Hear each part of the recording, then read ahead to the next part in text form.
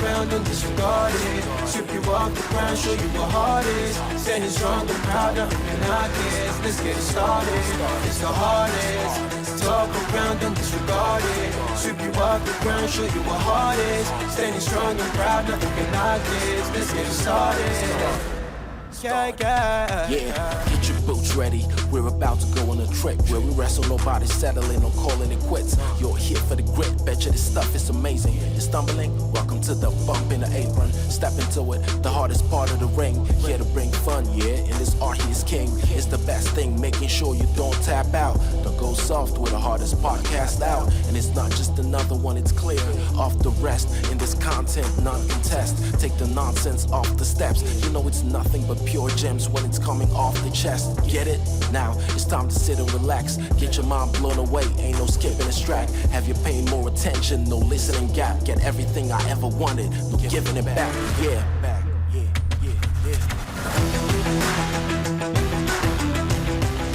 What's up, everybody? The hardest part of the ring is here, and well, man, folks, what are you guys? I mean, we're all quarantined, and you know, I know some of you listening, you're probably under you know, this COVID, all of this stuff going on in the world. You might be a little locked down, huh? TNA Lockdown 2005 is the pay-per-view we will be reviewing today, and great googly moogly, what a notorious show. How about I put it that way, huh? I mean, I should have listened to Don West in the build-up. The Impact Zone! It's locked down! Oh, nobody's getting in! Nobody's getting out! My professor. You know his whole thing, right? God, it really hurts your chest when you do that for a long time, doesn't it? TNA Lockdown 2005. It is the first ever lockdown pay-per-view that TNA ever did. Really one of the first, like, I guess it's mainstream, right? We can consider this mainstream-ish, right? We had Jeff Hammond, the NASCAR guy, on the pay-per-view, so we're mainstream, right? What do you think, Rock? What do you think? Yeah? So, yeah, they're pretty mainstream. So this is really one of the first big-time gimmick pay-per-views that we saw here, at least in the United States. I don't know what they do in Japan. They do a lot of funky shit over there with their piranhas and whatnot. But before we had Hell in a Cell, before we had Elimination Chamber and the pay-per-views, of course, I'm speaking of, before we had, you know, Fatal 4-Way, Breaking Point, Great Balls of Fire, we had Lockdown. And we'll touch on it in the podcast, but originally, I think like the overarching theme here is how they had no idea what they were doing. I mean, they were changing things on the fly, left and right. I mean, you watch the Impact before this pay-per-view, they have almost a completely different card than what ends up happening. And, you know, originally it was just going to be 2 cage matches, but then they decided, hey, fuck it, let's make them all cage matches. And then that was a precedent that they would set, and then they would carry forward for years to come. And Lockdown would become, one day, one of their marquee pay-per-views. But, man, it takes some trial and error, let's just say. They did not hit it out of the park on their first shot, which is fine. You know, they're trying it out. They're trying different things. Every match is a cage match. How do you even execute that? How do you structure an entire 3-hour pay-per-view like that, right? It's tough. And, you know, one may argue you don't need to do that. We have the UFC for that, okay? But they did what they did, and, you know, hey, you think of Lockdown 2005, you think of one of two things. You either think of that classic match between AJ Styles and Abyss in the main event, or you think about a certain person breaking his leg and dying because of this pay-per-view. So really just setting the tone for what you're about to listen to. But a lot of fun shenanigans, as always, with these TNA reviews. And for that, who better than Kenny from the A Kenny for Your Thoughts podcast, returning to the show. You may remember him from our King of the Ring 2001 episode or our SummerSlam 1994 episode. And now he's back to talk about fucking Elix Skipper. So, but yeah, you can find Kenny on his podcast. That's once again, A Kenny for Your Thoughts. He does live shows on YouTube, usually on Friday evenings. He also puts out an audio version wherever you get your podcasts, and you can always watch it on YouTube whenever you so get to it. Really, really fun podcast. The live chat in particular is just a hilarious hang. You know what I mean? It's not like you're doing anything on Friday nights anyways, so don't pretend like you don't have the time. I'm just kidding. Well, for some of you. You can follow him on Instagram and Twitter at AKFYT Wrestling. Check him out after this. Not yet. Finish this first. And yeah. Let's close the doors, everybody. Let's lock down. Nobody in, nobody out. We're locked down. Somebody died on this show. TNA Lockdown 2005 with myself and Kenny from the A Kenny for Your Thoughts podcast. You know. So Elix Skipper, right? Elix Skipper's motherfucking ass. So I didn't realize that there's like, wait. Hold on. Did you hear that? Should I drop my green screen and show the closet doors? Because it'll kind of fit your aesthetic. There, yeah. I'm going for the closet aesthetic, yes. Sorry, I couldn't hear you over the ballpark. I think it fits you because you have two doors too. All right. There we go. We can just call this the Two Doors podcast. Two doors down. Be like, this is this is Two Knobs, Three Doors with Cal Bird and Kenny Majid. Kenny G. So he said. Majid. That's my last name for realsies. Oh yeah. Your shoot last name. That is shoot, brother. Man, a little peek behind the curtain back there. I always wondered what was behind that logo of yours. That's where my sexuality stayed for a couple of years here. There it is. Right. He's gay, folks. He's gay. I'm recording, by the way. I feel like I always need to make sure you understand. It's always funny because it's not like anything changes about me when you say that. But it's still it still embarrasses me when you do say it. Yeah. You know what I mean? Well, last time I hit record, right as you said, like something about baby batter on my face. It's just this is meant to be. That's just how we are. It is. But speaking of baby batter, did you batter all over yourself watching some TNA Lockdown? Yeah, I had to separate this event into 2 days because I forgot that like I did too. Yeah, I forgot that like pay-per-views used to be like a legit 3 hours. I feel like they've kind of shortened a little bit in the pandemic era, and it took me a little bit to watch. Once I got to Elix Skipper, full disclosure, finished his match and just went right to bed that night. So you can't get higher than that though, so you got to end on a high note. Yeah, understand. Question: so my audio looks way higher than yours, just in case this. Can you hear me? Okay. I totally can, but I've noticed that before. I think it should be fine. I don't know if that's okay. I mean, I'm always smaller than you, so we should be used to that. Right. I have more beats than you. Yeah. You beat more than me? I mean, that's probably absolutely whatever flex you got to flex, man. But yeah, man, Lockdown 2000. So you watch TNA pretty regularly, right?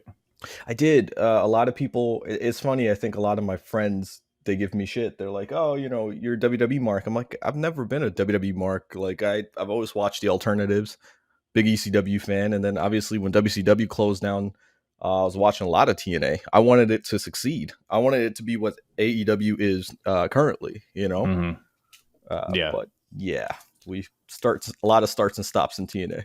It was because like I started this watch through like at the end of 2004 which is when they started doing these 3-hour pay-per-views.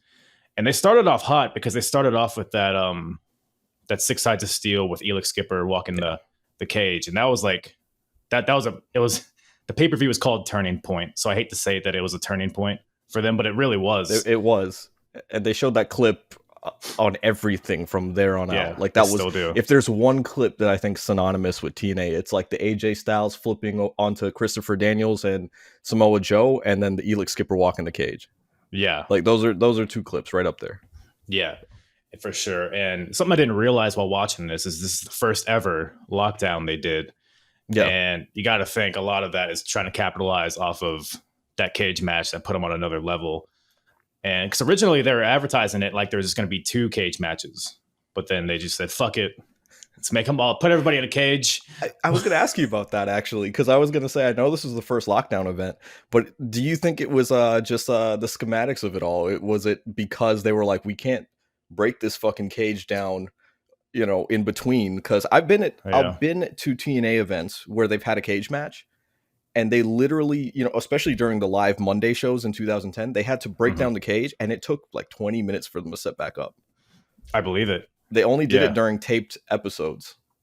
So yeah, because the Turning Point one was the main event, so it was the last match, and I can't really think of any cage matches on the top of my head that were like in the middle of the shit. So that's very possible.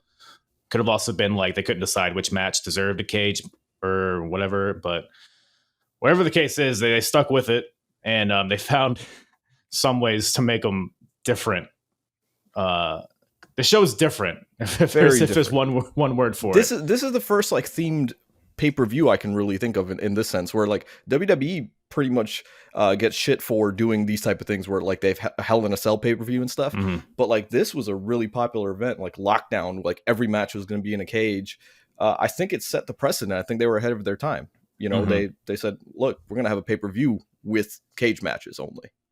Yeah, it was definitely one of their staple pay-per-views going forward, because Bound for Glory is kind of like their WrestleMania, Slammiversary is kind of like their SummerSlam, and this is kind of like a Royal Rumble, I guess, if it's all centered around a gimmick. Yeah, definitely. But yeah, so very interesting to see their first go around. But one thing that TNA always did great was their intro video packages. I don't think they had the guy that just recently passed away that talks like this. Cross the line. Yeah. They had like some woman that sounds like any like Disney villain, like being the voice of the cage. Like, if these walls could talk, they would scream and we should have done an intro for this podcast. Be like, it's not too late. Yeah. Hold on. Kyle Bird enters the lockdown cage with Kenny Majid. Who will survive by the end? Will they be attracted to each other? Yes. The answer is yes. All right, let's get on with it. Okay. Shit. All right. What an intro. This is going to ruin my podcast having this soundboard here. But that's great. I love this program already. I hate it. So Lockdown starts with a staph infection. So Kevin Nash, who was slotted to be in one of the main events. Great opener. That's how you start off hot. Showing off some shin. Oh yes, not Nakamura, but Nash. And then it's like I said, it's the first lockdown, so they're really like, we're all locked in, and the cameramen have like helmets. So cheesy. Yeah, when the cameraman comes in with like the sparring gear, and he's like sitting there. Yeah, he walks in, and they're all like concerned for his safety. They're talking about locking down the impact zone so nobody can get in or out. And, Thousands were kept out, I heard. I was like, wow, they really went for this theme. I get it, but at the same time, I was like, it's just campy, but it's cool. Yeah, it's like, I like them trying to make the pay-per-view different than the TV show, because it's obviously all in the same arena or whatever you want to call it, venue. So I like how they're kind of trying to differentiate this from their weekly impacts. But man, this first match. Oh, oof. This is a rough one in hindsight. Very much so. Yeah. Steel cage. Well, okay, so they're all steel cage matches. Tag team match. We have Apollo and Sonny Siaki, the two Puerto Ricans, are they? Versus Chris Candido. Should we explain that joke that I like get Apollo and Sonny Siaki confused, even though one is Puerto Rican and one is like Samoan?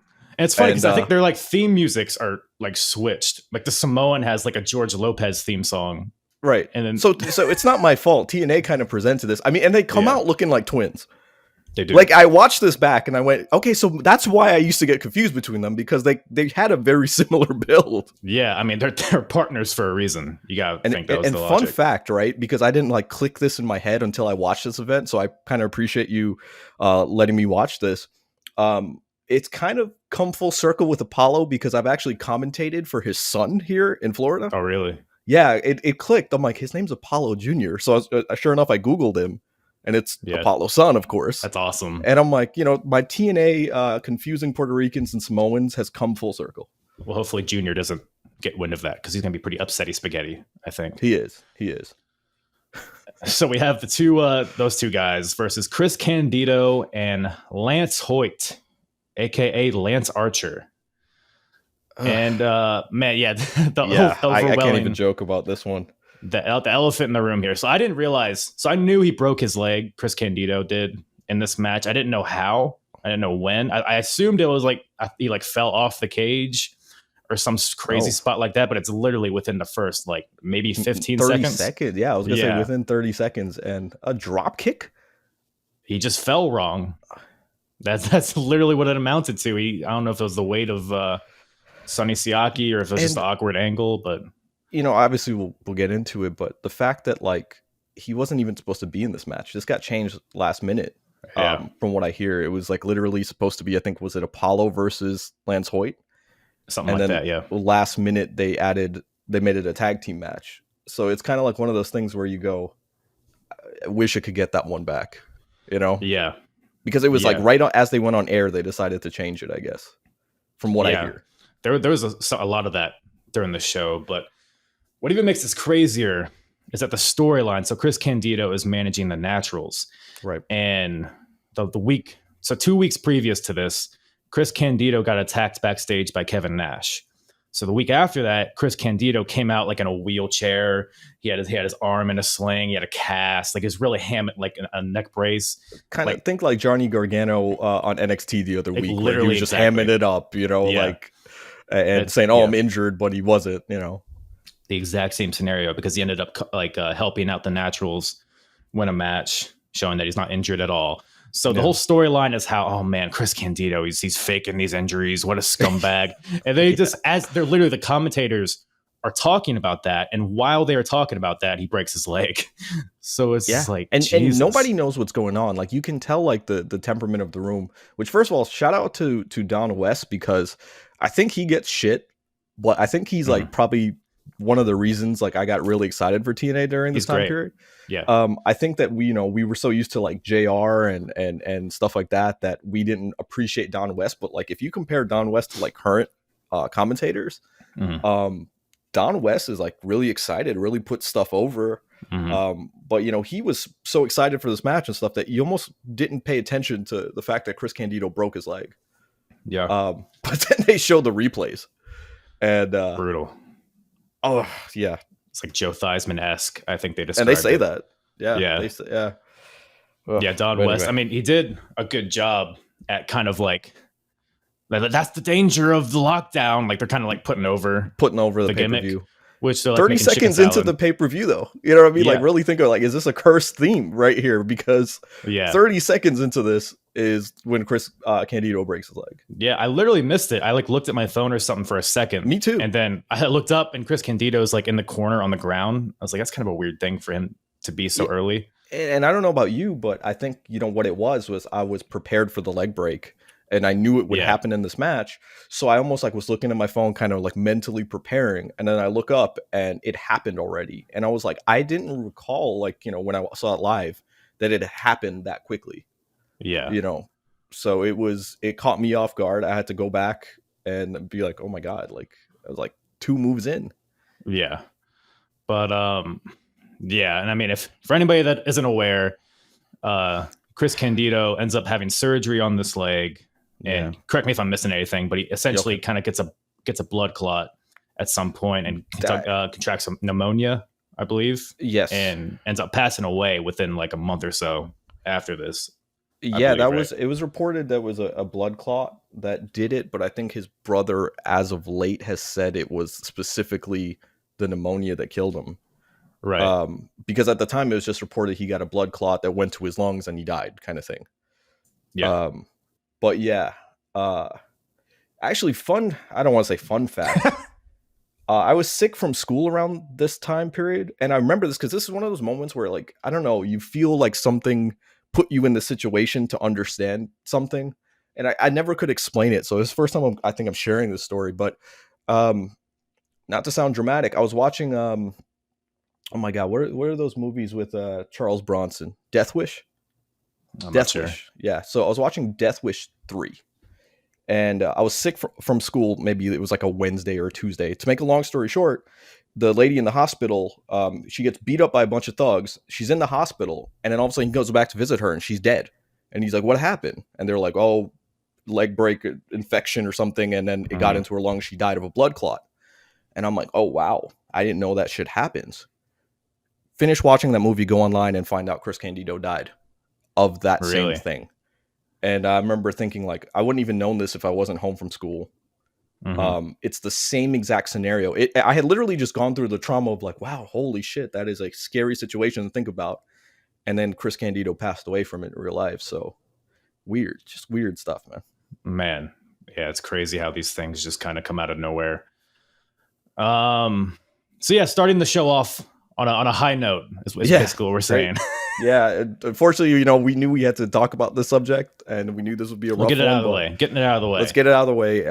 It is what happened. Let's talk about something more fun. What'd you think about the cameraman in the ring? Did you even notice that?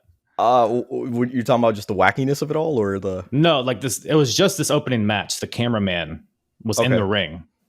Like not shooting through the hole, like in the ring, standing there. Yeah. Like so right I knew that, but that goes back to that, like with the one wearing the helmet and all that wacky stuff. So I noticed it, but yeah, I think it got. To be honest, I got taken out of this match because of the leg break, and I remembered obviously what happened after this. Yeah. So it took me out rewatching it.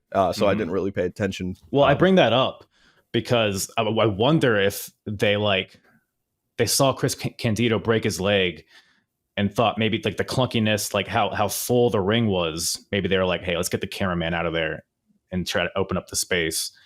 Maybe I'm looking too much into it, but I found it was weird that they had it in the first match, but not the rest of the matches.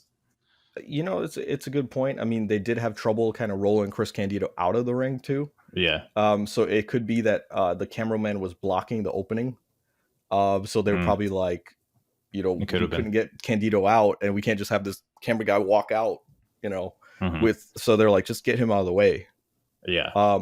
But also I feel like a lot of the other matches didn't need the cameraman in the ring either. So I don't know. No. I don't know. It was a weird decision that they kind of just like pulled him right after that. Yeah, it definitely caught my eye. But I mean, the rest of the match, I mean, it was what it was. I honestly was kind of impressed how the three guys handled it, because obviously they had to flip the whole script with Candido out. But I mean, Apollo, Sonny Siaki, I mean, I guess they're not like particularly young. I don't know what their ages were or how experienced they were like in early 30s. I'm assuming here. Yeah, I mean, they're younger in the wrestling business, but like kudos to Lance Hoyt especially. Yeah, exactly. Lance Archer as we know him now, because like he didn't miss a beat. I was looking for it on his face, and he didn't even go in and like you look for those things. Sonny Siaki very obviously went, holy shit, like what happened? But Lance Hoyt just gets in the ring and he just is cool, calm, collected. He just starts looking at Sonny Siaki, said, let's go kind of thing. But I was almost expecting him to cover his mouth and be like, what the fuck do we do? Kind of like, and like call some spots or do something like, but no, he was cool hand Luke in the situation. So weird to see.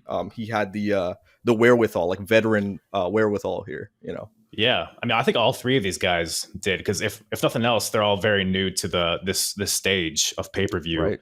And they didn't really miss a beat at all. It's definitely put them in a weird situation where you have the two baby faces in a handicap match against one heel. Yeah. Like, how do you do that type of match, But luckily, Lance Hoyt's like a 7-foot bastard, you know what I mean? So at least they can be like, they can kind of make it work. But yeah, like you said, kudos to them. New concept, new cage match. leg break within 30 seconds, and they did a hell of a job. Yeah, exactly. And they just pretty much beat on Lance Hoyt until the finish, which I think is a sensible ending given the circumstances. They did good with the Naturals coming in. I feel like, maybe the ending was going to be something like that, where the Naturals snuck their way in and helped Candido and he faked an injury, something like that. And that could probably be why they didn't catch it at first. Maybe Candido was about to fake an injury and stuff. And they're like, why is he going for the spot so soon? That's very possible. Yeah. But they did well. The Naturals come in after the match and basically attack Lance Hoyt. So I don't know. I can't remember if this is like a babyface turn for Lance Hoyt at this point. He's like already getting over pretty organically, because I noticed a lot of Lance Hoyt signs in the crowd. I don't know if that's like an ironic thing or if people actually like him. No, during this time he was doing like he was getting over organically, because remember he was paired with Kid Cash, and then he started kind of being the standout of the group. Remember he was called Dallas, right? Sure. And then they have him as Lance Hoyt. And then shortly thereafter, when he turns babyface, the crowd literally starts chanting Hoyt, Hoyt, Hoyt with his theme song. So it was definitely not just to take the piss out of him. Like he was actually getting over. Right. Yeah. So, and big things. It's amazing that it took him so long to really hit with the American audience, at least. But he's there now. That's why WWE hired him though in 2009, because he was over in TNA and they thought it would, it would work. And then they tried to, it's kind of like one of those, and I'm just not going to say WWE does everything right, but they're like, cut your hair, shave your beard. Of course he wasn't going to get over it, because we wanted basically what he is now. Yeah. They did what they did with EC3, and they pretty much stripped him of everything that made him awesome in TNA. To me, it was even worse though, because they didn't tell EC3 shave your head and then grow a beard or something. You know what I mean? They told him to not talk. They told a promo guy to not talk at all. It's true. It's true. It's like telling The Rock not to talk. Not to say EC3 is The Rock, but you can imagine. Yeah. But no, I mean, go look up Vance Archer ECW, and you'll see what I'm talking about. You're not gonna find much, but you'll find some stuff. But what you'll find, oh man, great stuff. Great stuff. But speaking of great stuff, who doggy? We have a 2 out of 3 falls Prince of Darkness death match.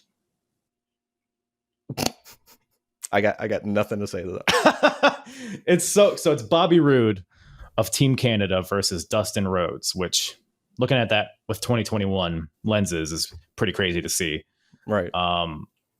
But so the name of the match, it has like such like a severity to it. Like it sounds like somebody's obviously gonna die or get brutally injured.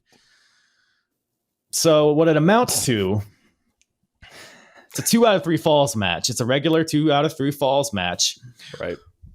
But I should have brought a hood. The third fall is if there is a third fall, you have to put a hood on. Not a hood. I'm sorry.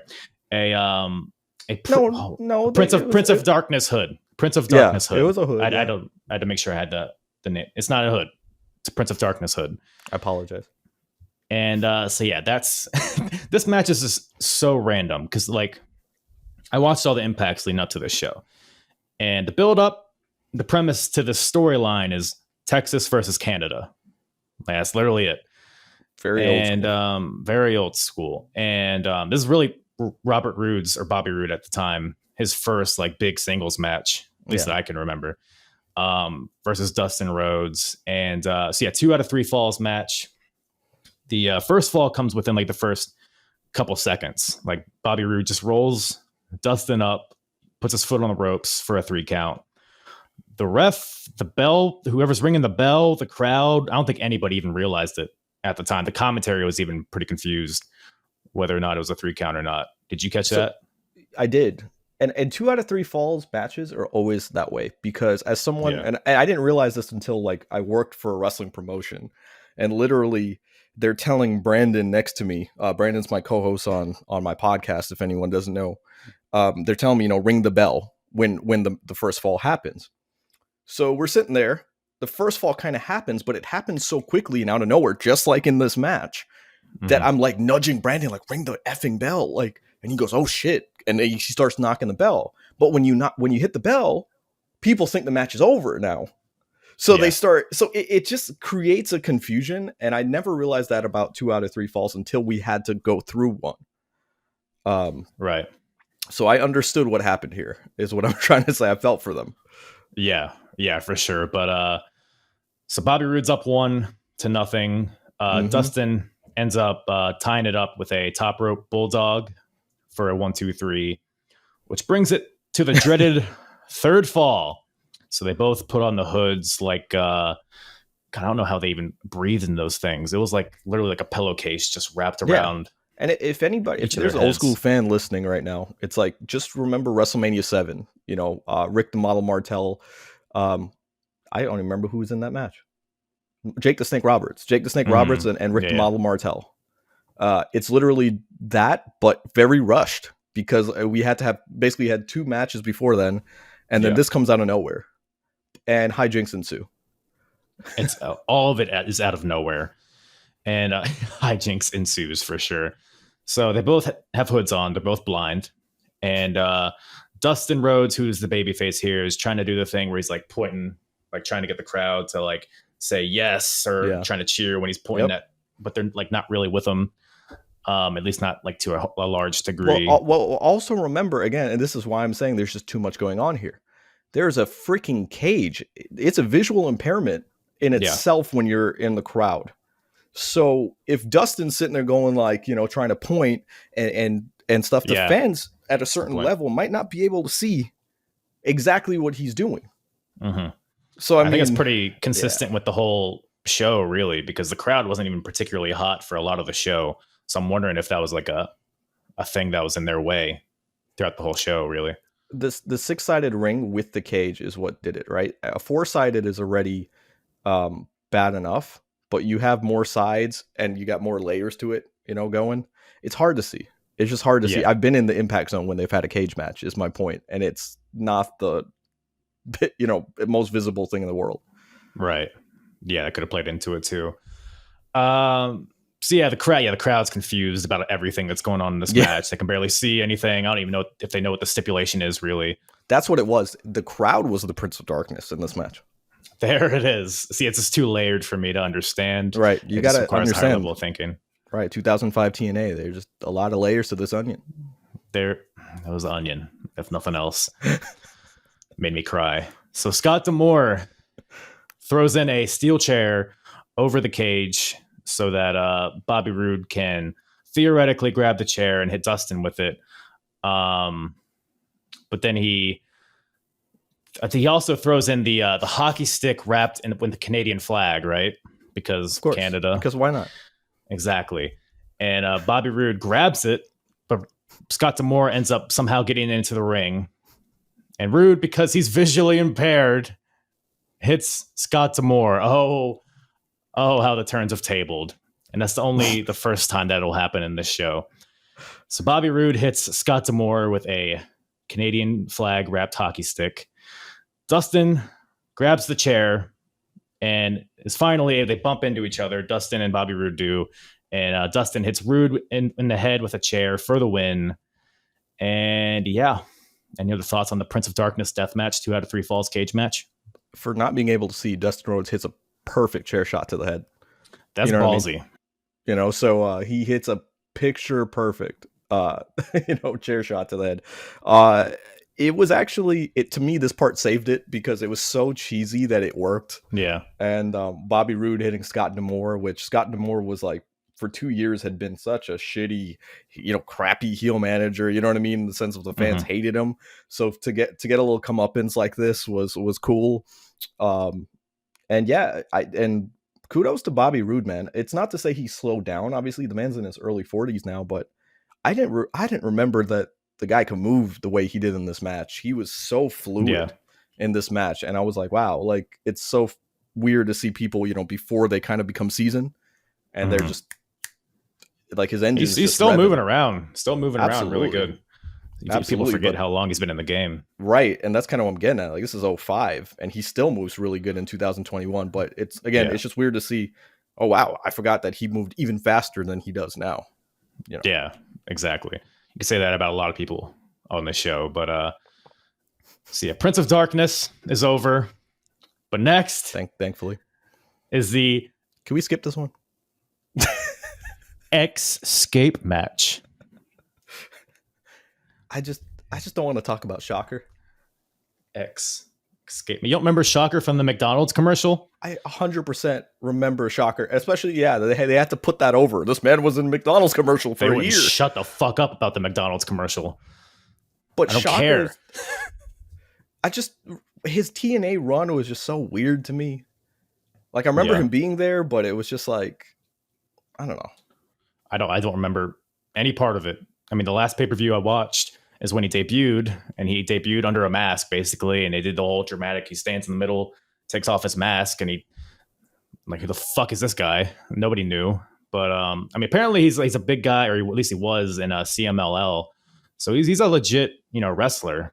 But it's funny how they were putting over the McDonald's commercial. Yeah. Oh yeah, that was accolades. You know what? If we're gonna get him over with the American crowd and the diabetes and stuff, we got to mention McDonald's. That's what I feel like they said. I mean, that sounds like a Dusty Rhodes kind of thing. So, baby, we got to put him over with the McDonald's crowd, baby. Are you done? Yes, definitely. Okay. Faster than Shocker's career. Okay. How dare you, sir? But so this is another match where they changed last minute. So originally it was an escape match. Sorry, escape match. Escape, because X Division, y'all. You got it. And originally there was supposed to be 3 winners and 1 loser. So it was just going to be, escape the cage, and whoever doesn't escape is the loser. So yeah, like any logical person hearing that is like, okay, so who gains in this match?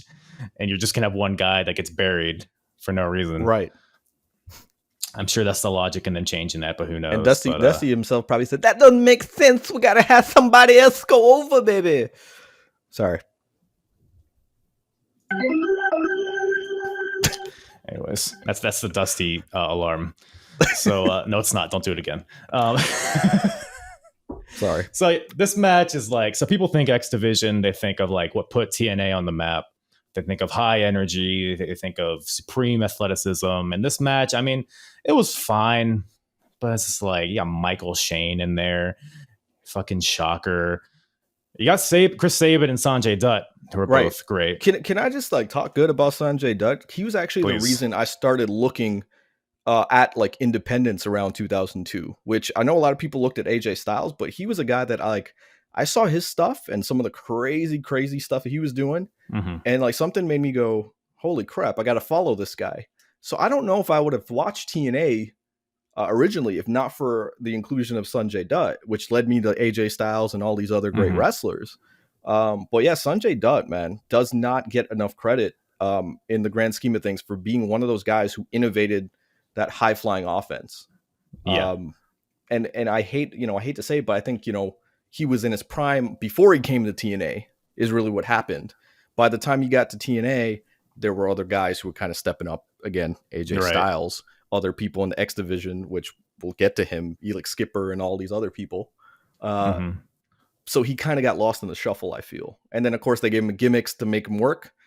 But again, look at some early, search Sanjay Dutt 2002, watch some of those matches. Amazing. Yeah. And then they stick him with Shocker. Is that what they do? Are they a tag team eventually? No, I mean, they stick him in this match. Oh, in this match. Okay. It's like, that sounds like something the TNA would do. Yeah, but yeah, Sanjay Dutt, he's definitely a cornerstone throughout. I mean, he was with TNA for forever. Yeah, doesn't get enough credit. No. Samoa Joe is about to debut, and like a bunch of guys they bring in from Japan and Mexico. So yeah, he does get kind of lost in the shuffle, although he is always there. So he's not lost, more so he's just kind of like in the middle. He's underrated. He's kind of like that guy that he's middle of the pack so that people don't think of him, Yeah, exactly. But yeah, the match was what it was. I didn't really understand why they were doing tags. Like, I didn't why would understand why Trinity and I get the whole Michaels. Let's explain. Michael Shane is the legitimate cousin of Shawn Michaels. Mm-hmm. Correct me if I'm wrong here. So obviously Shawn Michaels, Michael Shane. But the funny part, you know how WWE ended up basically sending him a cease and desist, saying no Michael Shane, and he became Matt Bentley. Oh, you don't know that? Okay. I know he changed his name. I didn't know it was because of a cease and desist. It was a cease and desist, but I was always under the impression that it was basically they were like, no, it's too close to Shawn Michaels, obviously, that you're copying that. So you can't use that name anymore. Come to find out, It's because there was another wrestler under the WWE umbrella named Michael Shane. You know who it was? It was one of the Shane twins that would end up becoming the Gemini with Simon Dean. So that was news to me because I ended up researching it. I was like, what the hell happened to Michael Shane? Yeah, so one of the Gemini is the reason why we couldn't call this guy Michael Shane after a while. That's crazy. I haven't thought about Gemini. It's probably since they were on TV live. I don't think anybody was thinking of Gemini even when they were on TV. No. Great pun, though, because Gemini twins. Gemini. Can you explain it to me? So there's like this whole like Greek thing of like the Gemini twins, like the Gemini twins. So it's like then the Gemini because they were with with Simon Dean. So GYM. We're spending too much time. This is more time than WWE spent on their careers. That it deserves its own podcast by itself, actually, Gemini. So we'll do that at a later date, I guess. Oh, awesome. See, that's how you get your way back into this podcast, brother. I need another payday. Yeah. Yeah. So the match is what it is. It's solid, but it's definitely, I think I had higher expectations for it. Shocker ends up eliminating Sanjay Dutt with some sort of super kick, I think. I kind of forget. But then Trinity I skipped this match mentally. I tuned out a little bit too. But Trinity, so Tracy and Trinity are like the two females on the roster, so they're always like bickering because women. And no, there was a storyline here because remember she was actually Tracy was actually Michael Shane's manager, right? Wait, so Tracy was, and then so Michael Shane basically kicked her to the curb. She came out with Trinity, hence why Tracy came out to avenge it. Well, Trinity and Tracy have been competing to be Dusty Rhodes' assistant. Right. It's a several month long build. Which they showed that too earlier that's why I did a Dusty impression, because they showed that. That's actually a thumbnail on the freaking Impact Plus. Yeah. For the pay-per-view. I'm like, I don't know why.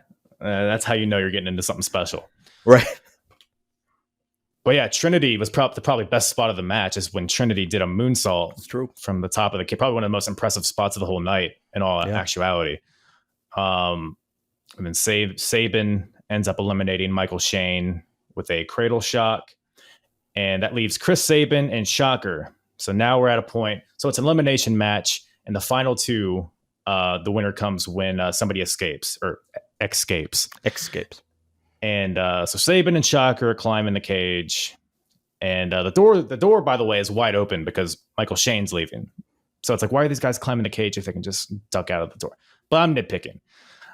So they climb the cage, get to the top. They're on the outside of the cage. They're fighting at the top, and then Sabin smashes Shocker's head on top of the cage. So Shocker falls, but he hits the floor first and wins, thus strapping the rocket onto Shocker. Thoughts? Classic TNA.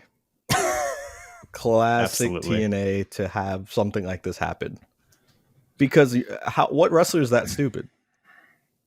Chris Sabin. Which you should have been pushing him to the moon. And what does it do for Shocker? It was like they're trying to protect Sabin in a sense because they want to make Sabin look strong. I get it. In reality, they made him look stupid. Right. You're trying to make him look strong as a character by not having him lose, but he loses in a way that only someone who does not understand wrestling would lose.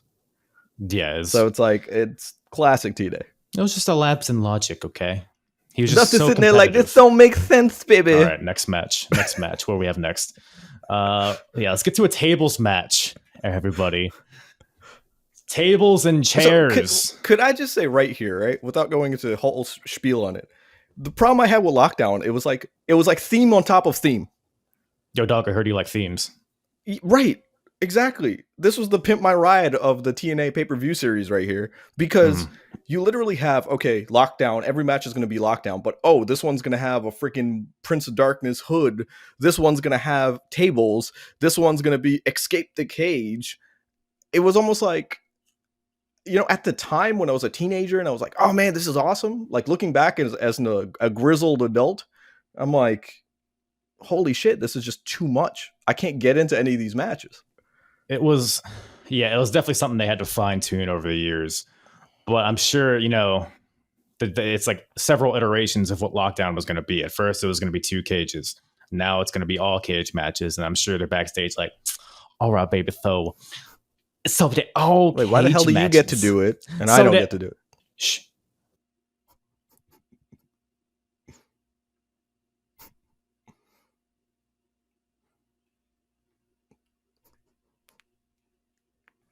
But we'll make something different, man. That just cage after cage, rage in the cage. We gotta make something different. Let's Prince of Darkness. Nobody wants to see a cage, baby. They want to see some variation. You know. Okay. Yeah, that's all I got. Along those lines. My fucking desk is soaked right now. So tables match is so they're going for like a TLC thing here, which is fine. I get it. Jeff Hardy. Raven and Jeff Hardy. This is a weird time in both of their careers, especially Jeff Hardy with like all the personal stuff he was going through at this time. Yeah. I mean, neither guy looked particularly like motivated. I mean, maybe that's just me watching the previous shows up to this. Too, almost spilled my fucking drink. But I'm getting too excited over this tables match. Or you're getting the shakes like Jeff Hardy did during this time. Getting the Alabama shakes. So another random just put together match just with 2 guys that don't have anything else going on. But the match was, I was kind of entertained by the match. It was kind of clunky in some areas, but I mean, they're good. Both of them are really good performers. I mean, like you said, besides stuff in probably their personal lives here, you know, they're both high level performers. Jeff Hardy, you know, just leaving WWE maybe 2 years ago.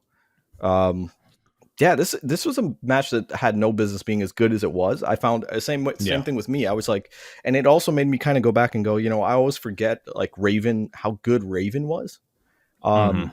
Raven doesn't get enough love, especially for his TNA run. I think the thing people remember is like when he got his head scalped is the only thing people remember from his TNA run by Father James Mitchell. And when it legitimately, he cut him wrong and he was literally cutting his head, hence the scalping. Right. But Raven's TNA run doesn't get enough love. So yeah, I think this, because he did a lot of stuff with ROH too previous to this. That was really good. He had a really good feud with CM Punk over there. That's probably some of the best stuff, at least in my opinion, that Raven's ever done.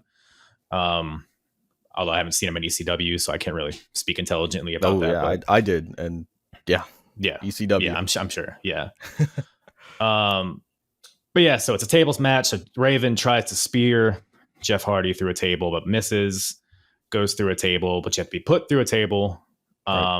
Jeff Hardy then sets up Raven on a table and goes for a swanton off the cage, which everybody knew was coming at some point, but misses. So they're running out of tables here. So they take the rest of the tables, which, by the way, they had half a dozen tables in the ring. Right. So Raven and the ref help set up a double stack of tables. So 4 tables. And I don't even know how they like maneuvered Raven on top of this stack. They're both climbing the cage. Jeff kind of elbows Raven so that Raven like falls on the table. Good thing it didn't crumble or like get wobbly. But then Jeff follows up by doing a leg drop off the top of the cage through all, I think, or at least most of the 4 tables for the win. So Jeff gets the win here. Tables. How the turns have tabled. It's a good match, but like it goes back to that theme of like, it's like they did so much in such little time that it almost doesn't become special. Yeah.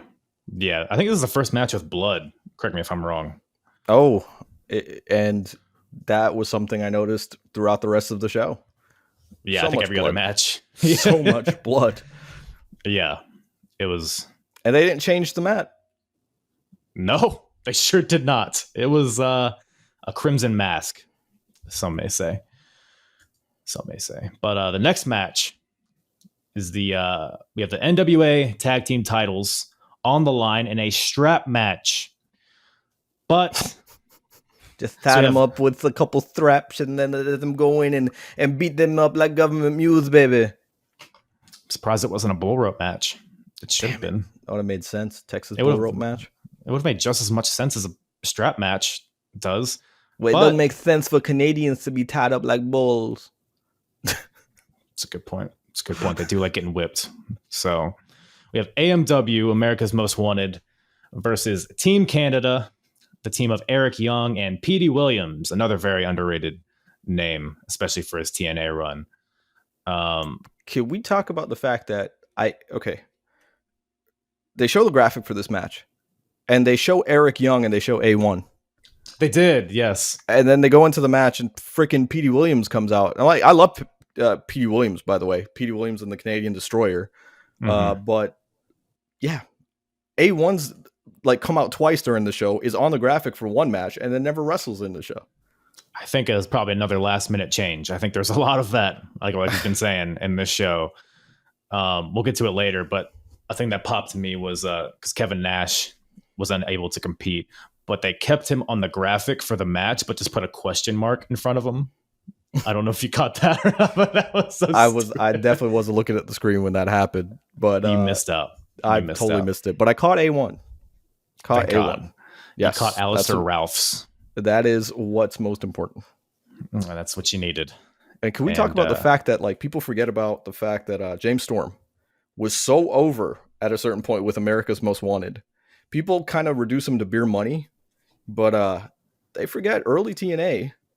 I mean, he was over like Rover with America's Most Wanted, but it seems so archaic now looking back, because like if you put America's Most Wanted out in the current landscape of things, they're the biggest heels. The biggest heels in professional wrestling. That's a good point. I mean, they literally come out with like the blue line flag on Chris Harris's stuff. Yeah, right. Like, I mean, just little things that I'm like, man, like 2021 versus 2005. You don't think things change, but then you look back on it, and you're like, wow, this is crazy. Really, Canada versus America. Yeah, again for the second time in this show, but even more so. Yeah, and that's AMW. I mean, you can make an argument that they're the most overt act in TNA at this point, other than maybe AJ Styles. Right, it's true. Because again, off of that crazy Turning Point cage match, they won that match, and that's still regarded as one of the best TNA matches of all time.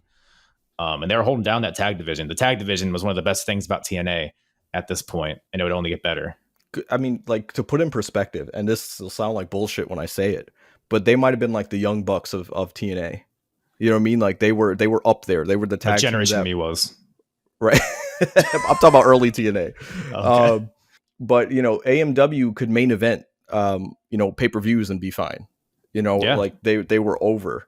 And that's why there were such high expectations for Chris Harris going to WWE. And that's why everybody made fun of him when he showed up the way he did and had a floundering run, because it was like, how did you fail? Yeah. He was there with Vance Archer, wasn't he? It was around the same time, I think. He was there a year before Vance Archer. Okay. Well, I guess. But yeah, so it's a strap match here, but they're not strapped together. They just have some straps. So it's like, I guess they just found some belts backstage. Because again, another last minute, it wasn't supposed to be a strap match until they announced it on this pay-per-view. I think they just found some belts backstage and it was like, hey, throw these in there. It'll add a promise gimmick. You, Dusty took it off himself. I'd take my belt, baby, and just whoop everybody in there. Just walking backstage pantsless. Yeah. As he did during wrestling events. I believe it. So AMW Team Canada, they were like, I mean, naturally, it's like Canada versus America. So obviously they're going to be pitted against each other a lot. They had a really, really good match at a Final Resolution, which was a few months before this. And I kind of had those expectations going into this. And it was a bit of a different kind of thing because the match starts and Chris Harris gets locked out of the cage.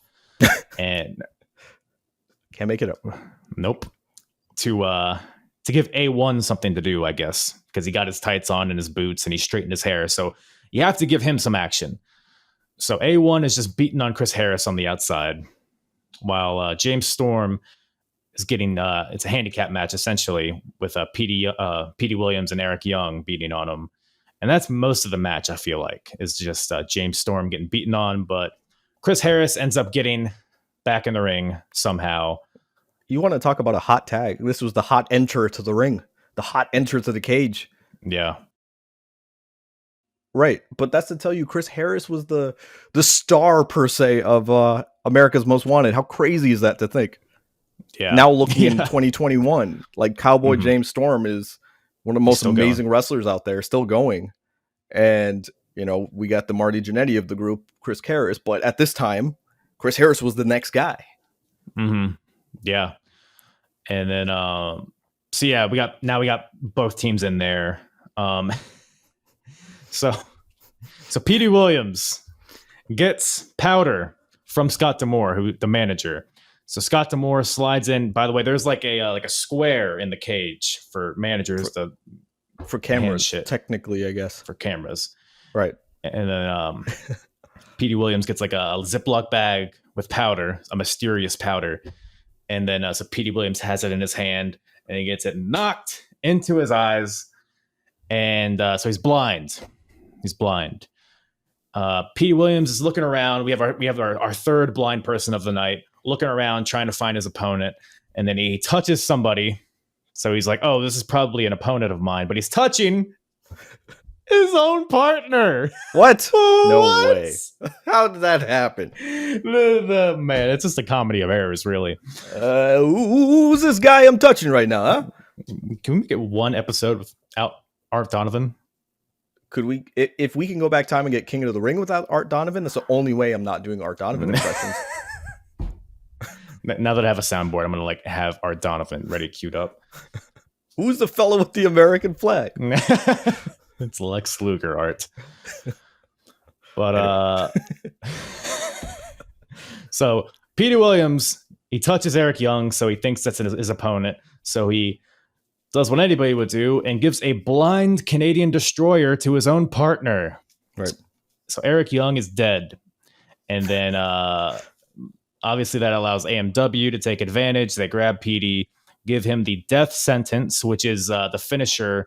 I think I've brought it up way too many times on this podcast, but the finisher of the Dicks from SmackDown back in the day, the little leg drop action. The Dicks. Yeah, I know they were listed at 5'8", but I don't believe that shit at all. What other podcast brings up the Dicks and Gemini in one episode? Only this podcast. Only this podcast. The hardest listen in wrestling podcast history. God damn it. But yeah, AMW wins with the death sentence, retains their titles, and continue to carry the tag division on their back, essentially. Well, here we go. We find the defendants guilty. Yeah. Prime time, baby. Oh, here we are. Say my name. I literally said I wouldn't do this episode if we had to talk about Elix Skipper. Well, all jokes aside, yeah, Elix Skipper to me is one of those athletes that like doesn't get enough love. Yeah, he was such a good part of late WCW when he had no business being. He was a great part of TNA when he had no business being. They didn't book him to be that guy, and yet he went out there and stole the show every single time. And the fact that, yeah, maybe I'm spoiling the results of this match, I guess. Go for it. But the fact that Elix Skipper is shown in every highlight of TNA history, yet never got a chance with the X Division title, is criminal. Absolutely criminal. And to me, it goes like, was Elix Skipper ahead of his time? Because I feel like if you put a guy like Elix Skipper out now, there's no way he can't get over. There's no way he can't get a push. Yeah, no, agreed. Because when I think of Elix Skipper, like everybody, I'm sure they think of that spot walk in the cage. And I think of him as that guy that was with Christopher Daniels, but then never really amounted to anything. But as I'm watching all the impacts leading up to it, I'm like, he's not bad on the mic or anything. Like, did you see late WCW though?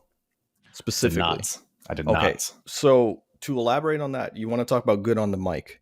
He was up there with Ernest the Cat Miller, where in WCW, where like they had no business being good on the mic, and yet he could talk. Not only could do all the flippy shit that everybody loved, but he could talk, and he could. That's kind of what I'm saying is like, you can't say like, oh, you know, you can make arguments for a lot of wrestlers like, oh, this guy's not champion because he's a great athlete, but he couldn't talk. Elix Skipper had it all. And it's like, Yeah. was it that he just didn't have the look they were going for? You know, at the time he was a smaller guy in comparison to other guys of that era, and that goes back to maybe he would succeed today. Yeah, but like you said, he never even got an X Division title run, which he fits the bill for what that division entails. And I've always kind of like, I mean, I'm going to compare him to Shelton Benjamin, say what you want. I was just about to too, actually. Straight up. Yeah, because in my head, he's like, okay, athletic guy, but can't talk. But then he can talk. Elix Skipper can. Right. So it's like, but there's also a thing. It's like, okay, you're athletic and you can talk, but can you get over? Can you have good wrestling matches? And there's been a lot of wrestlers that have said this over the years. But it's not about the moves. It's about the in-between stuff. Right. And as I'm watching this match between Christopher Daniels and Elix Skipper, I'm wondering, is that what he lacked? Because this match in particular wasn't, I mean, it was fine. It wasn't anything to write home about, in my opinion. I mean, I think it had another gear to it. If they, I don't know if they have other matches after this or not, but yeah, it was good. The crowd wasn't into it, but again, that goes to maybe their view is obstructed and maybe they're just fatigued off of the steel cage thing at this point. But yeah, I mean, the match, it was pretty good. Daniels ends up winning. But yeah, Elix Skipper, man, definitely super underrated, I think. Super, super underrated. Go search his WCW theme song. Just that's all I'm going to say. Why don't you just sing it for me instead? Prime time, baby. Prime time. I built this house. This is my house. Nice. You want me to keep going? Absolutely not. Next match.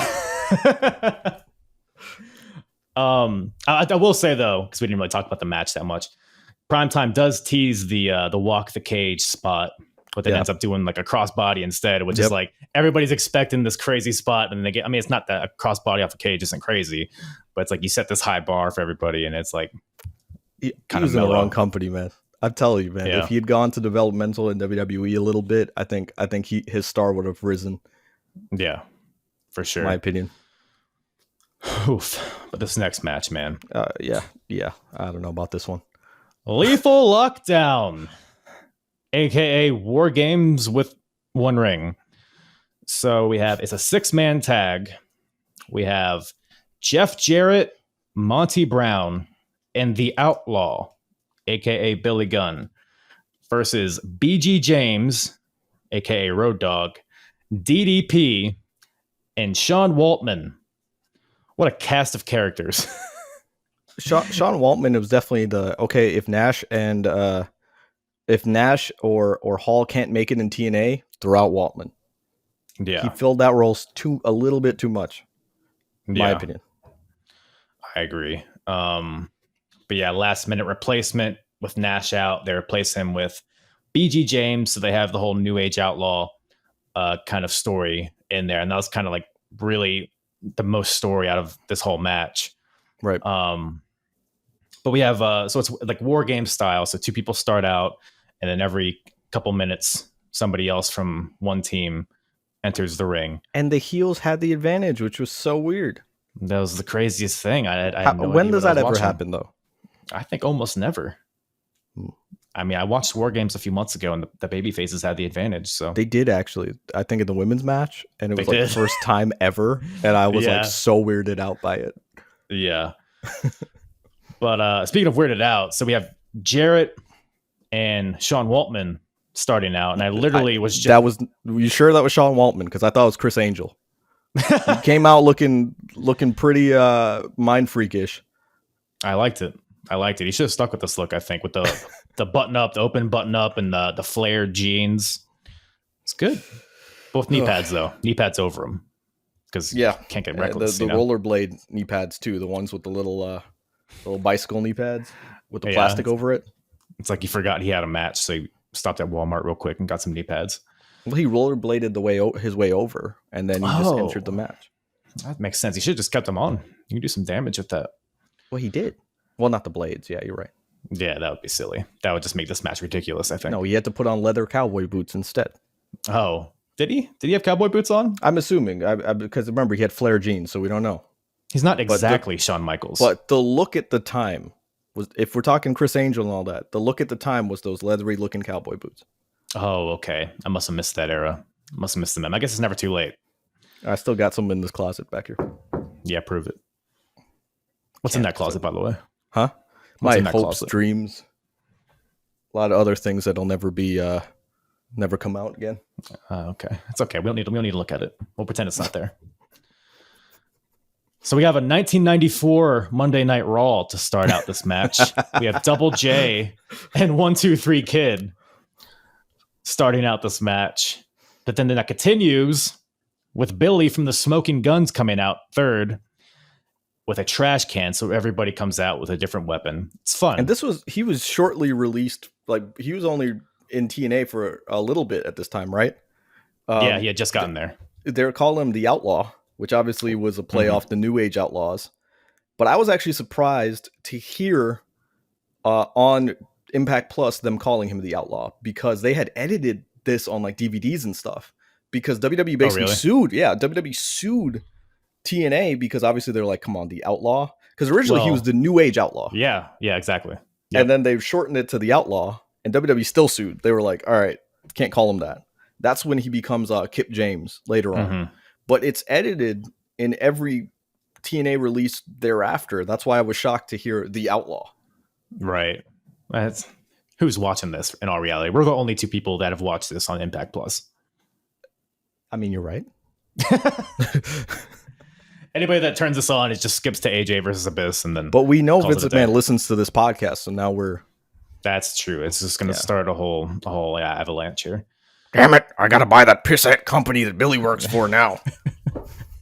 What do you mean TNA doesn't exist anymore? So Billy comes out with a trash can. These style of matches, I always kind of like tune out until everybody's in. It's too much, man. It's just too much. It's like the match isn't going to end until everybody's in. So it's like watching basketball. Why bother watching until the fourth quarter? Good way to say it. Yeah. I mean, cool. Like, yeah, there are going to be some good spots, but nobody could win. Yeah, exactly. And I mean, there was some, no spots that really like blew my mind in this match that I can think of. Except the fact that everybody bled.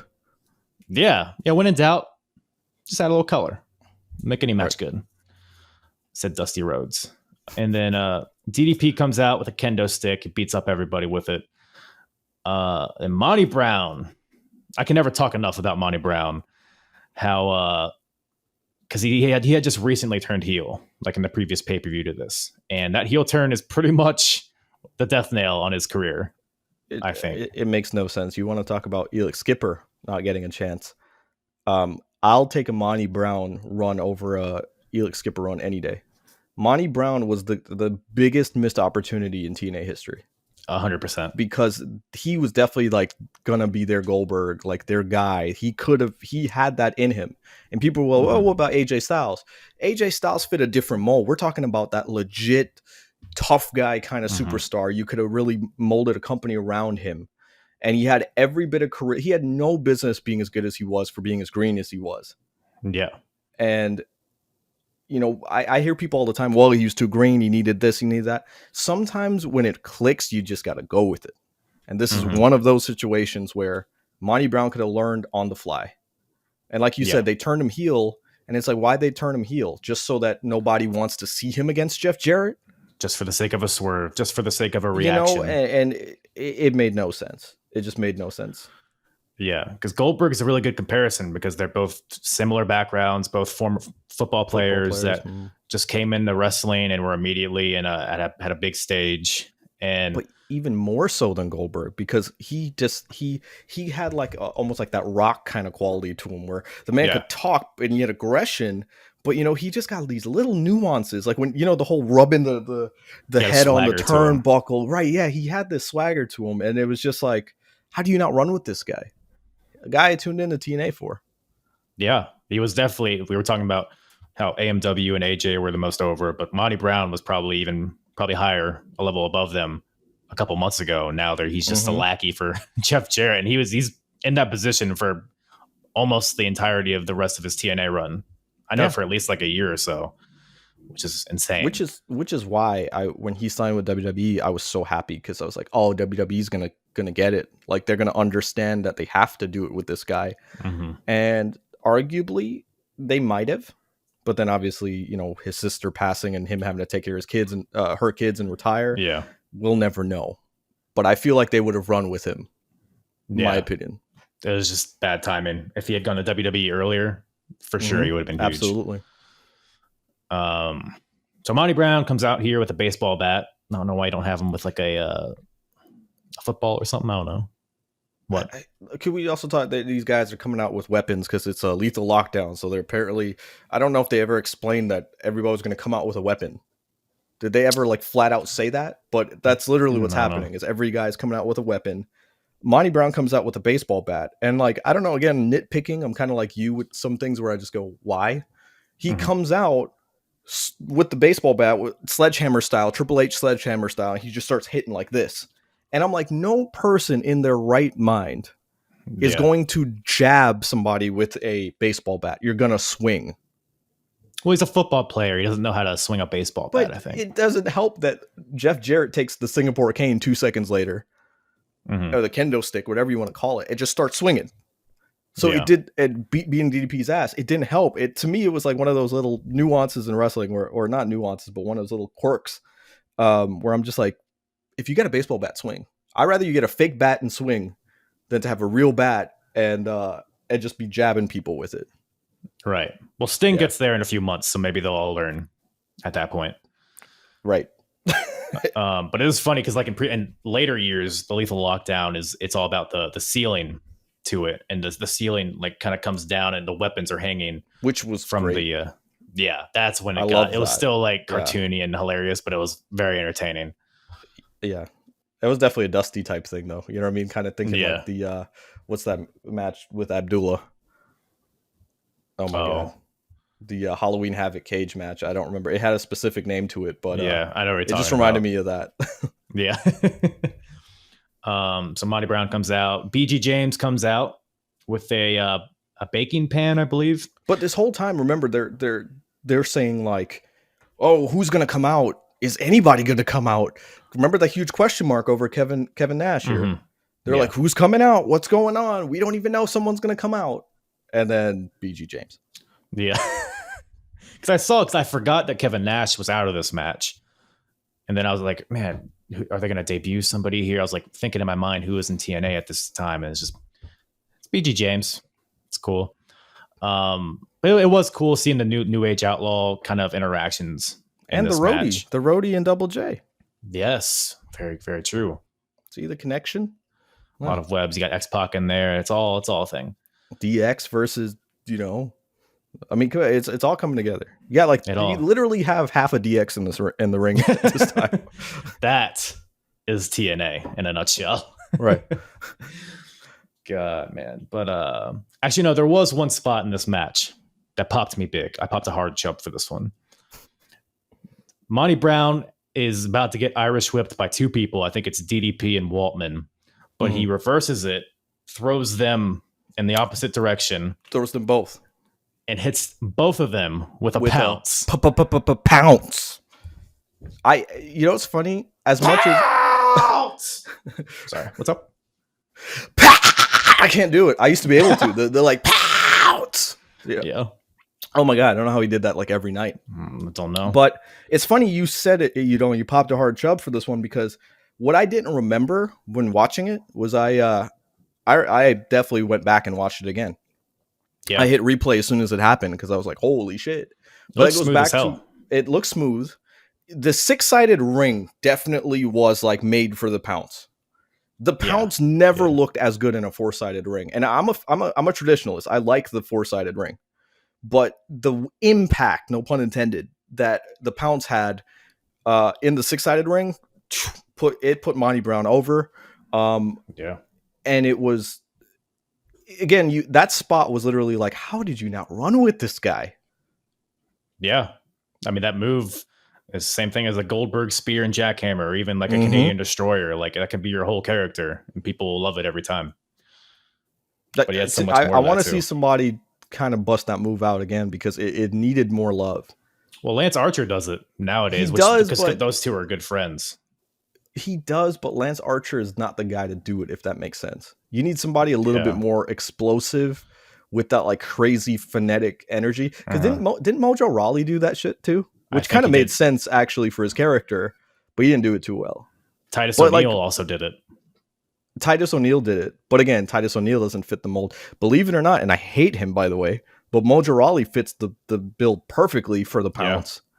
Yeah. But obviously just wasn't Monty Brown. Mojo, so right, it happens.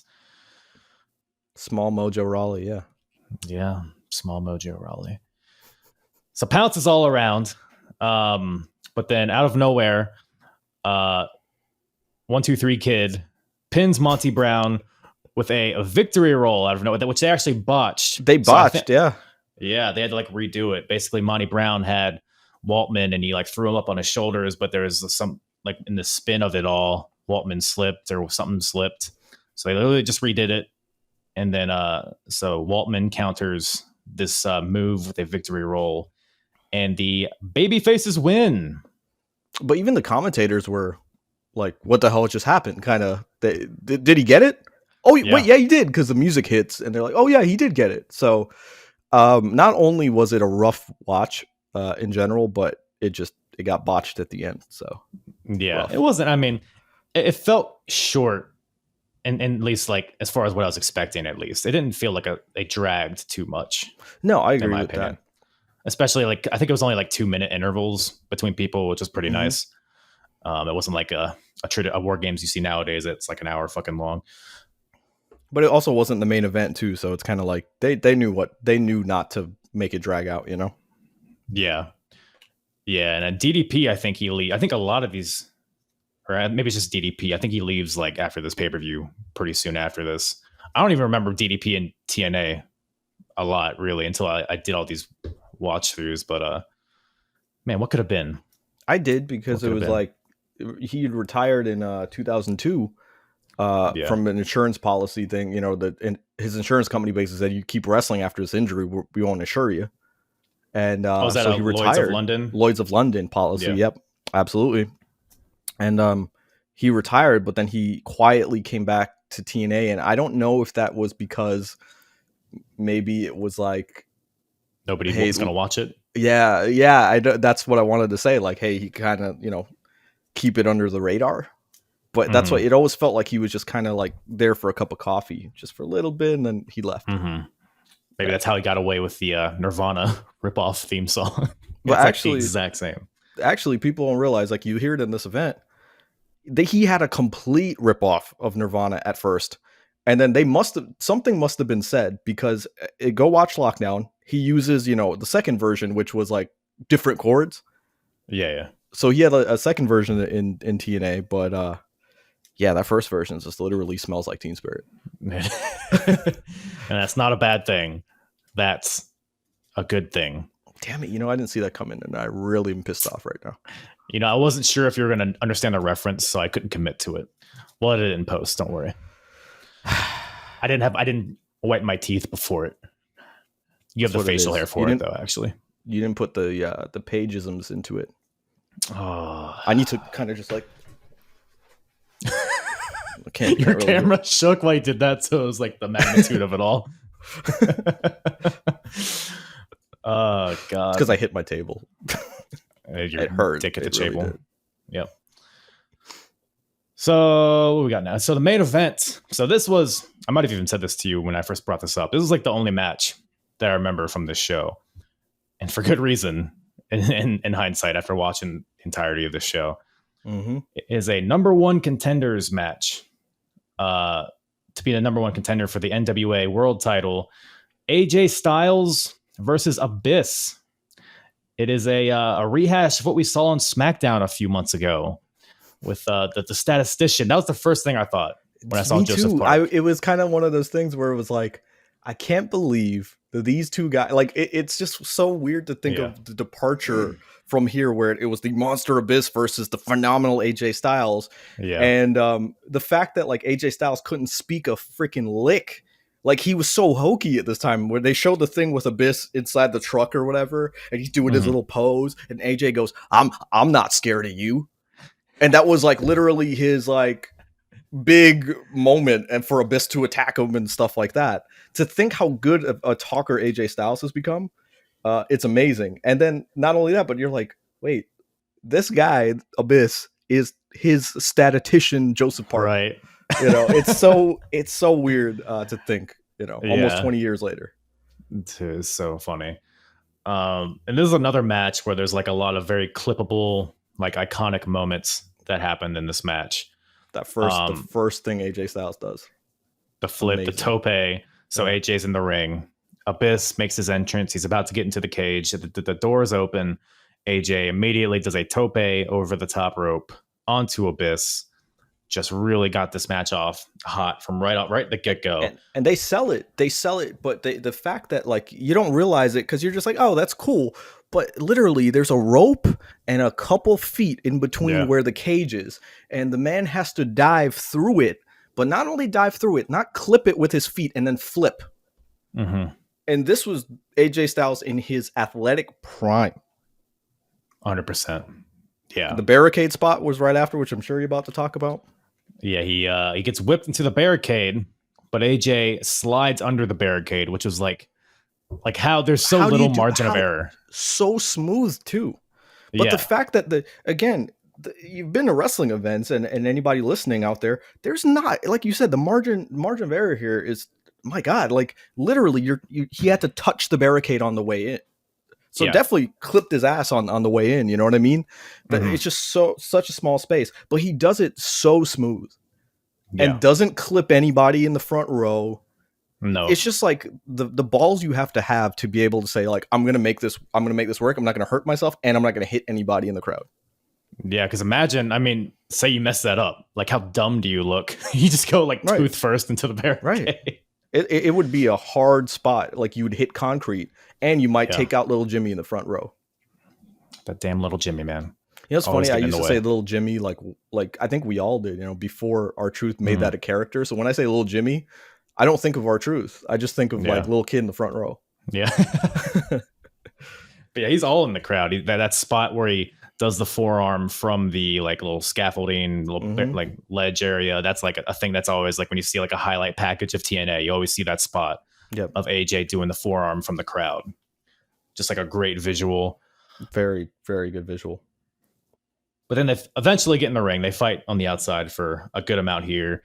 They get in the ring and AJ Abyss pretty much dominates a lot in the beginning. AJ kind of fights back with a flurry, a really impressive German suplex. You forget how strong this dude is.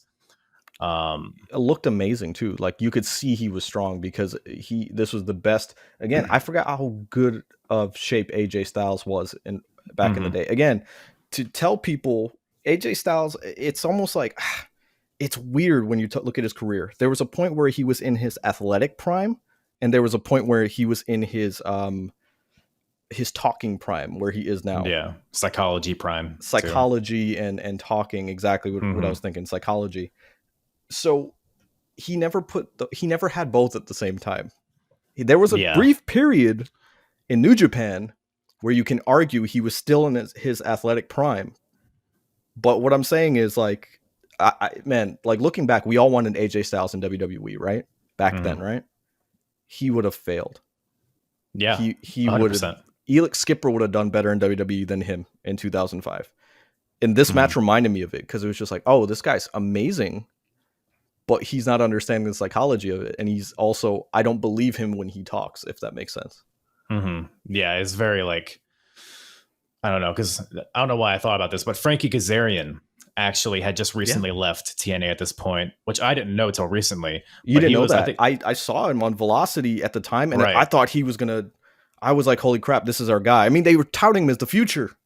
Yeah. Well, because that's a similar, I think that's pretty much the spot AJ would have been. He would have been on Velocity. He would have been that guy. He would have been Mr. Velocity, which is pretty much what Kazarian ended up being in WWE until he came back. Do you know why Kazarian left WWE? You ever hear that story? It's so stupid, but maybe. It's true. Remind me. They wanted him, think Vance Archer, what we were talking about earlier with Lance Hoyt. They wanted him to cut his hair, and he said no. Absolutely not. You know what? Yeah, because I did hear that brought up recently because he ended up fucking cutting his hair anyways. Like, just age, you know? Right. But, right. But it's weird to think, man. Kazarian could have actually been something. Who knows what they would have done with him?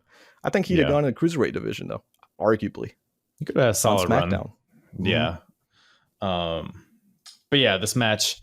So AJ starts to fight back. Gets hit with a black hole slam.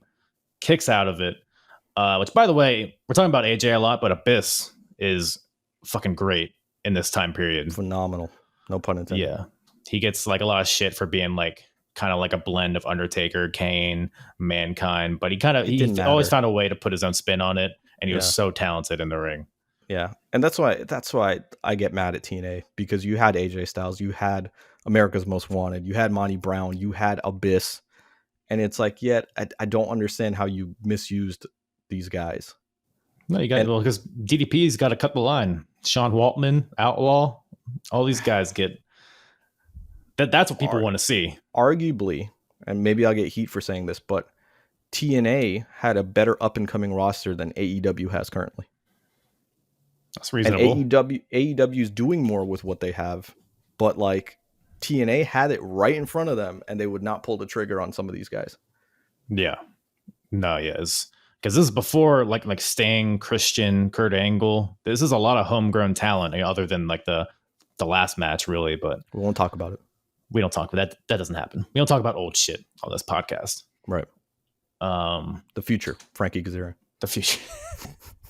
So good. So Abyss whips out a bag of tacks as per usual.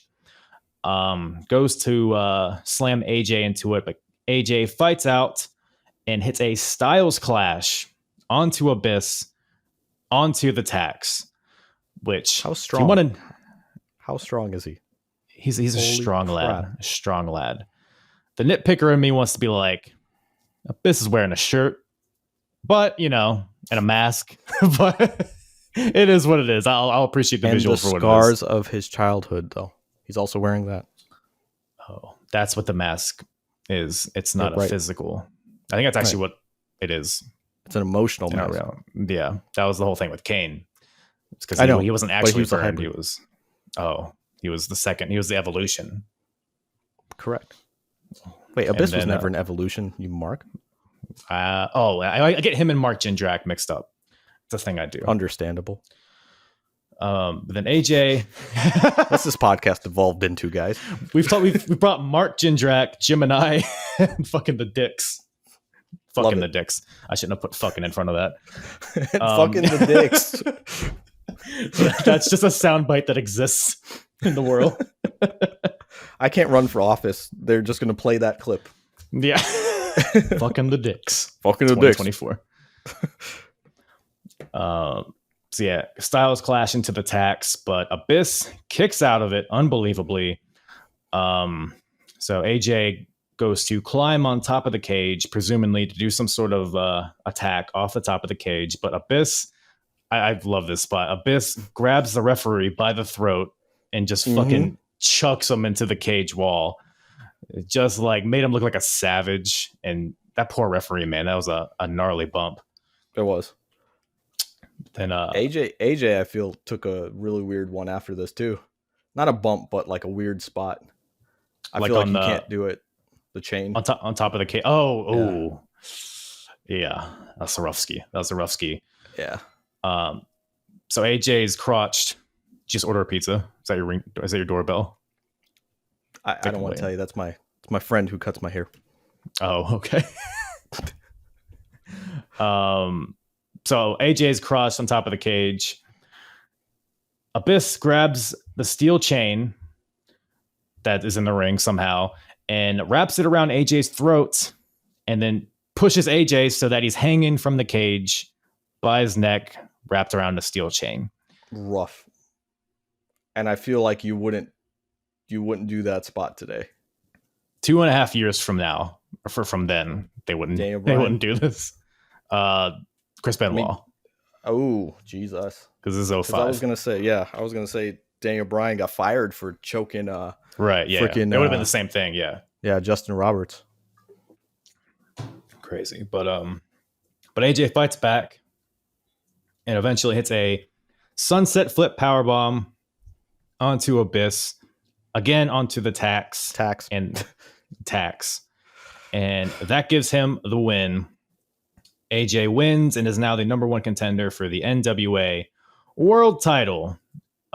Great fucking match. Definitely my favorite match on the card. One of my favorite TNA matches, really, of all time, I think. What'd you think of it? Amazing pay-per-view, but I mean, amazing match in this pay-per-view, but I didn't realize how rough this pay-per-view was. Because I always just thought lockdowns were good. But like you said, it seems like this one, they were really hammering some stuff out. And they got it together by the next year. But yeah, overall, I mean, it was a fun watch, but I didn't realize how, like, I don't know, like even the graphics were a little hokey. I didn't realize, like, you look back on things and then you go, I didn't remember it being like this. Because at the time, you're just like, this is awesome, the alternative to WWE. And then looking back, I'm like, oh, okay. It was really like, people shit on Russo, but once Russo got there is when they really kind of went to a different level. Right. I mean, just like in how everything was structured in the show, like I said, the graphics. My favorite one was the Christopher Daniels promo, like the video package. It ended with him like looking up, and then it just like went black and white. You know what I'm talking about? Yep. No, absolutely do. Where they did the still image.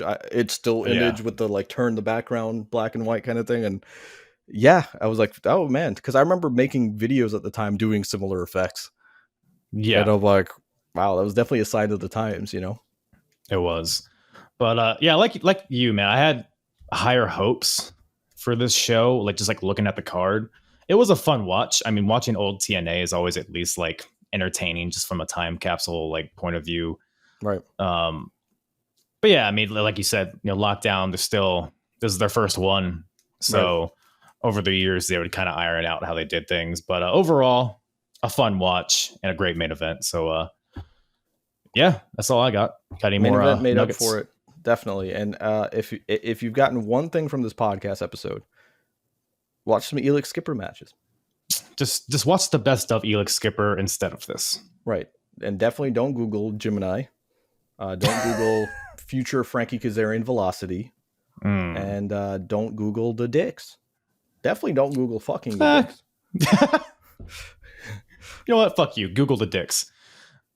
But speaking of dicks, sorry, that's all I got. Hold on. Speaking of dicks, it always does it more than that. God damn it! It's on like a loop.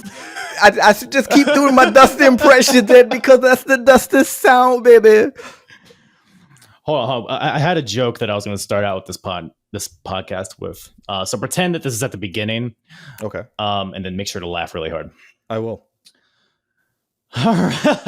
Yeah. So TNA Lockdown is crazy watching this, during the quarantine, because we're like locked down and stuff, right? Hey, I told you that on Twitter. Yeah, go fuck yourself. I said it feels like a fucking rib to be watching a pay-per-view called Lockdown during quarantine. Yeah. Like, I'm gonna steal that shit. It is such a rib. I'm forced to watch Elix Skipper during quarantine. You're welcome. Prime time. I blessed you. I watched it at prime time, actually. I watched it at about 8 p.m. Last night. Did you do that on purpose? No, I've just thought about it. I watched it at prime time, baby. You just had a little chuckle to yourself. I'm confined to this house. This is my house. Oh. Y'all just know who bought this house. Kenny did. I think that's a great way to end the episode. Well, if you like that singing, everybody, you can check out Kenny on the A Kenny for Your Thoughts podcast with his co-host Brandon. Why don't you tell everybody where they can find you? You can find us anywhere you stream your podcast. So, Spotify. I was going to say Google Play, but they don't exist anymore. Anywhere you stream your audio podcast, but definitely check us out if you want to see us live. YouTube, usually 10 p.m. on Friday nights. Kyle will join the chat sometimes, except when he's trying to pay attention to his significant other. And I say, you're picking your significant other over me? I give her 1 day a year. Right. Yeah. You want to talk about being a dick? Here it is. So, but yeah, Friday nights, 10 p.m. The live chat's probably one of the most fun live chats I've seen on wrestling podcasts. And the only reason I do it live, because if I didn't have that chat, it would not be I wouldn't do this. The interaction itself is so much fun. Yeah. But going back to it again, you can find us anywhere. You can find us on social media at AKFYT Wrestling on Instagram, Twitter, Facebook, MySpace, Zanga, AOL chat. The fuck is Zynga? You know what Zanga is? It's like Is that our age gap? Yeah, maybe a couple years. 2005 actually was when it was popular. So I would have been writing a Zanga about lockdown. AJ Styles, oh my god, so hot. LOL. Wish he was inside my cage. This is the same person you are now. Why are you pretending like that's an archaic thing? You're right. But I've devolved is why. I've devolved back into who I was around the Zanga time period. Right. Now you don't type it. You just say it. Right. You spew it into a microphone. Right. You think it's back in those in that closet there? No. No. All out in the open. Right here. But thank you for having me, Kyle. I definitely appreciate it. It's always fun. At this point, I should replace Brandon with you on my podcast because I love talking to you. Well, he's more handsome than me, so I get it. You have to bring the female listeners in somehow, you know? It's true. That smooth baritone voice of his. I mean, that's how he sounds. Once again, thank you to Kenneth from the Kenny for Your Thoughts podcast for joining me on this splendiferous episode of some good old-fashioned tits and ass. Once again, you can find his podcast, A Kenny for Your Thoughts, on YouTube, wherever you listen to podcasts. Find him on social media at AKFYT Wrestling, all of that jazz in the description. And I should mention, because I think I forgot to mention in the intro, but there will also be a video version of this podcast on YouTube, either the day of or the day after, whenever you know, whatever way my dick flops that day, you know what I'm saying? And it's an unnecessary vulgarity. But yes, we did a little test run with the program I use and their video feature. So I will be including that on YouTube. You can see our handsome mugs as we talk about Michael Shane and Sanjay Dutt. So go enjoy that. I plan to start bringing in more like YouTube exclusive stuff, more video based stuff to go along with my normal episodes. So keep an eye out for that and subscribe to my YouTube if you have not already. So, or don't, you know, if you just want to be a jack off. So anyways, just kidding. Kinda. But yes, thank you all for listening. Once again, I love you long time. I'm hard. Talk around and disregard it. Strip you off the ground, show you what heart is. Standing strong and proud, nothing not this. Let's get it started. It's the hardest. Talk around and disregard it. Strip you off the ground, show you what heart is.